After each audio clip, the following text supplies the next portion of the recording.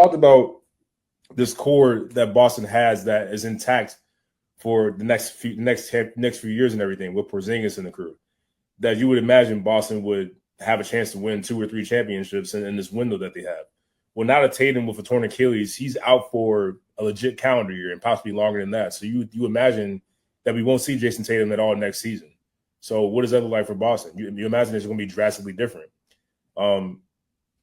Now it seems like that window has shrunk even more because with the way that the NBA salary cap is going to change in the next few years, a lot of guys on that team won't be able to re-sign with the Celtics because one of the money they might probably demand, and just overall just how it's going to affect the cap space for the team. So this team they have right now will start to dismantle in the next few years, possibly even starting next season. A lot of people predicted this to happen. We're starting to see the beginning of it now. The Celtics are beginning their fire sale with this iteration of the team that we've known for the past couple of years. They traded away Drew Holiday to the Portland Trail Blazers, got Anthony Simons back in a couple of second-round picks, I'm sorry. And then they traded away just now Kristaps Porzingis to the Atlanta Hawks to get back George Niang and a second-round pick. So this is what we saw coming. The Celtics are trying to shave off expiring contracts and trying to do the best they can to get underneath that luxury tax with the NBA, because this team is just going to be far too expensive to keep together. They knew that going in, and they see that now that Jason Tatum is down with an Achilles injury. This tells me that the Celtics don't really believe that they can compete for an NBA championship with the team that they have without Jason Tatum being there next year.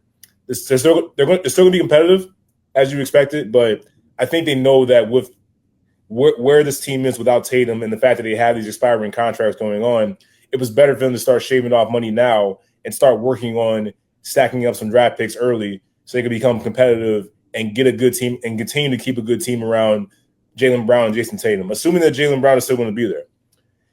I think it's unlikely, but I still am looking at Derek White and Jaylen Brown, and I'm still sitting here saying it is possible that they could be next to be traded. Again, I think it's very unlikely.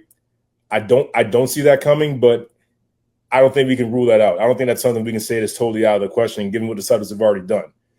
Anthony Simons isn't exactly a defensive player, so he may not fit with the defensive scheme that the Celtics are doing, but he's a very good offensive player that can really be like I think a sixth man or even a starter for this current iteration of the Celtics that we're starting to see come together.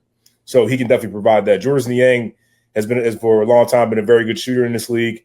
You can never have enough shooting, so I think that he could definitely help, again, on the offensive end. But you wonder about the defensive side of the Celtics because you basically just got two guys that aren't the best on defense. But this is what we predicted seeing. This is the beginning of a very interesting offseason. We just saw KD go to the Rockets and how that shakes up the West a little bit. I wonder what's going to happen with the likes of Giannis Antetokounmpo. What other stars could potentially be on the move in the NBA? This is just the beginning with the Boston Celtics.